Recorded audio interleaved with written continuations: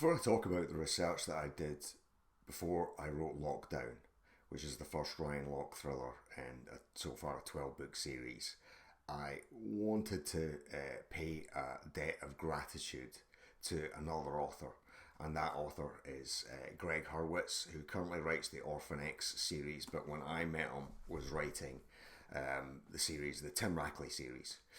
And I could have met Greg by chance. I wasn't really reading thrillers at the time, but I met him socially. I really liked him.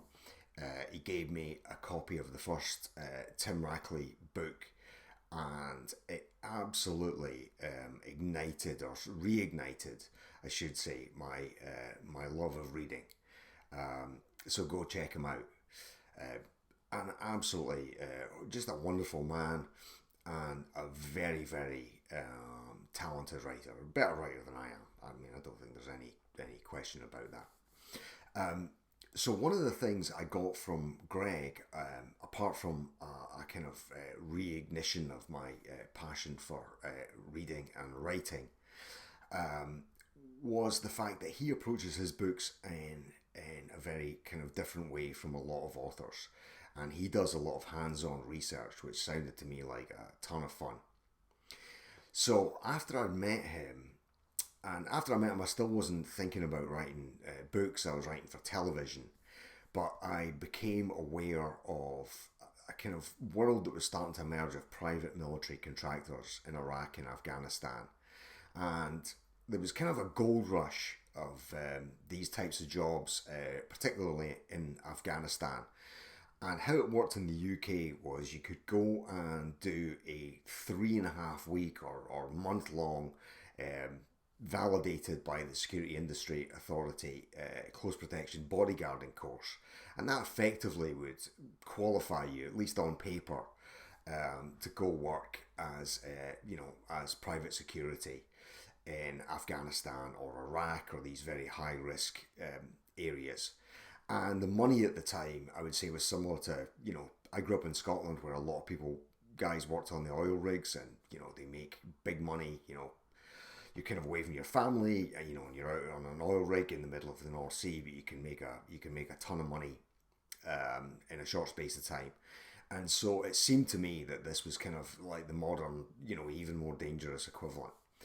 So I thought, this is a really interesting world. Not just the private military contractors that are actually doing the job, but just the fact that it's become this little mini industry of taking basically anyone that hits the door.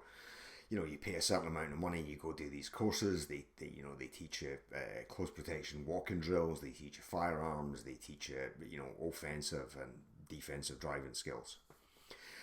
So I, in a kind of moment of madness, decided that I would enroll in one of these courses. And I headed off, I think it was the summer of 2007. I paid my money. I had a surplus of money from writing television. And I headed off to a disused or, previously used army camp in Wales, where I spent a couple of weeks with two guys who became, good friends of mine, former Royal Military Police, close protection officers. These guys were the real deal, and a kind of ragtag bunch of people that wanted to do this course for various reasons. And we spent a couple of weeks in Wales, and then we spent about a week in the Czech Republic doing live firearms drills. And I'd never been around firearms in that kind of context before.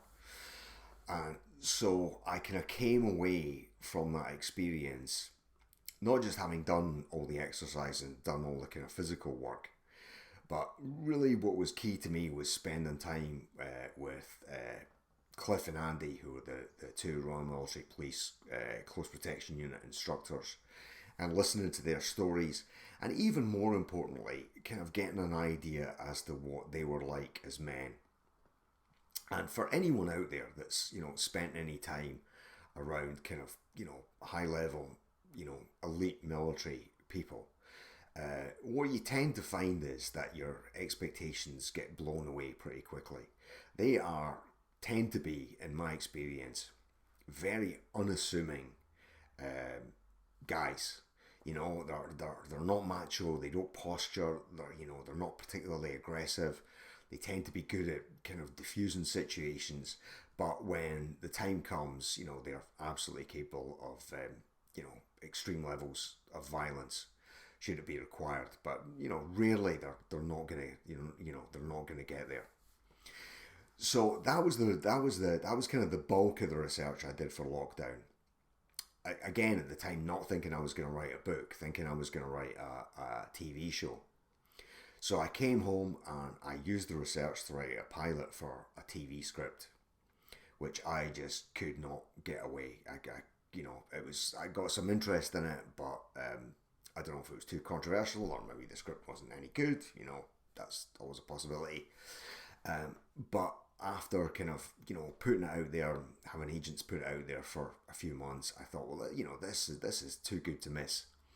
And also at the time, and this was the other big part of my research, is I was reading a lot of thrillers. I'd started to read Gregg Hurwitz's Tim Rackley series. I started to pick up Lee Child, Michael Connolly, Joseph Finder, Stephen Hunter. All these fantastic thriller writers. And what I found was I just really enjoyed the genre. I just enjoyed it, first of all, as a reader. And that's something else you have to bear in mind. If you want to write in a genre, you really have to have some connection to it. It's just going to be writing a novel, writing 90,000 words is just way too hard. It's way too much of a slog if you on some level don't enjoy the process. So those were the two main kind of focuses of my research. First of all, the kind of primary hands-on research into the world of close protection, which I think and hope comes across in lockdown, and then reading widely in genre. And seeing what the main characters were like, trying to come up with a character that wasn't kind of, too close to what was out there, but, broadly fit, dealing with the tropes. And then what I did was I used my experience in writing television, because I hadn't written a novel before, but I'd written about, 60, 70 TV scripts, half hours that had been produced. So I use my knowledge of dialogue and pacing and storytelling to write the first book. So that's kind of the broad background, and that would be the advice I would give to anyone looking to write a thriller or any kind of book that's going to be a little bit research heavy. Is first of all, read widely in the genre, and then go talk to people that do the job that your main character does. And people very often most people are very, very happy to talk about themselves and their profession and the work they do.